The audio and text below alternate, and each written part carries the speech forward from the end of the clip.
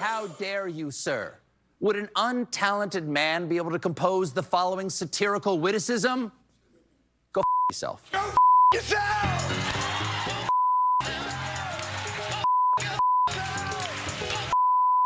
This shocked the media and entertainment industries. I was out with some other media reporters last night, and people were staring at their phones in disbelief. So now, it's caused a media firestorm. CBS reeling from the fallout to the Colbert cancellation that will take place next May.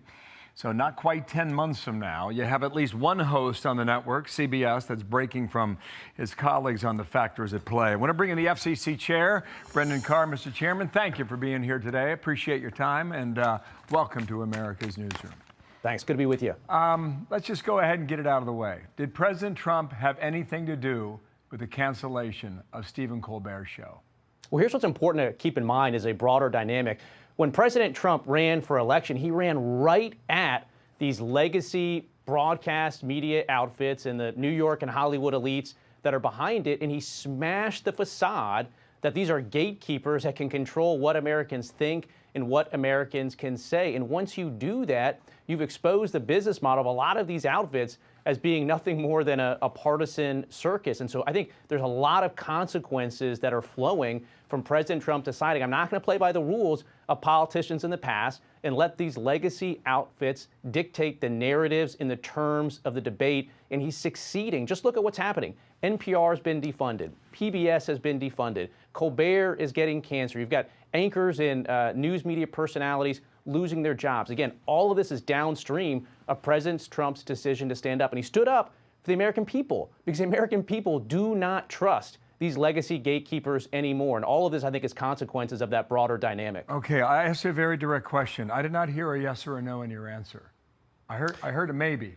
Yeah, ultimately, these are business decisions for CBS to make and for these outfits to make. And I'm, shocked at the type of stuff that you just played.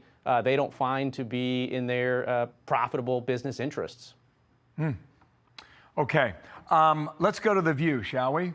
Joy Behar yesterday said this. First of all, who tried to overthrow the government on January 6th? Wait, let me think. Who was that again? That was not Obama. The thing about him is that he's so jealous of Obama because Obama is everything that he is not. Yeah. Trim. Yeah. Smart.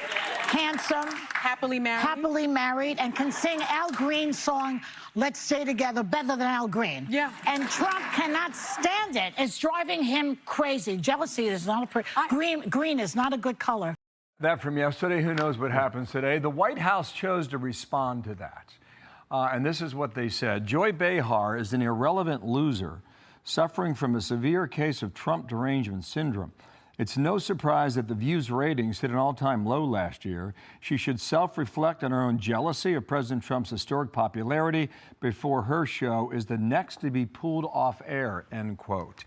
Is The View now in the crosshairs of this administration?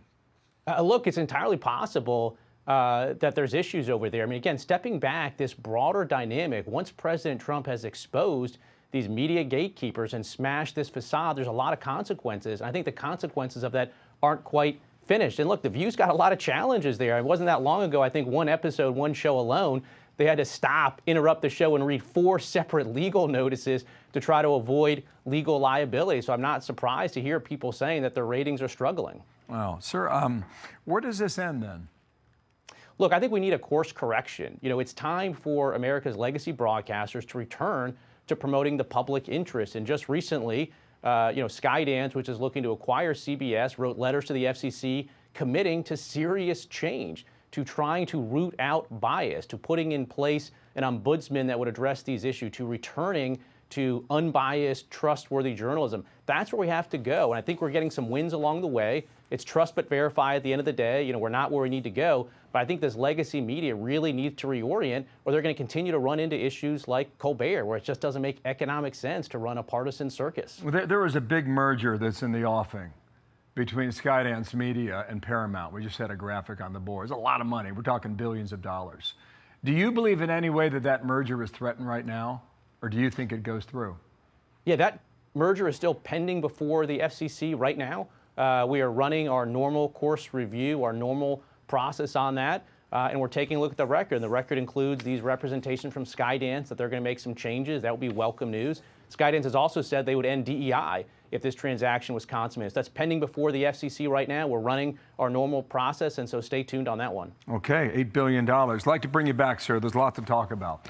When you reflect on American culture, a lot of us, we watch that monitor, and I think your answers were, shall I say, very interesting. Thanks. Good to be with you. Today. All right, come on back, Brendan Carr. Thank you, the chairman of the FCC. I'm Steve Doocy. I'm Brian Kilmeade. And I'm Ainsley Earhart. And click here to subscribe to the Fox News YouTube page to catch our hottest interviews and most compelling analysis.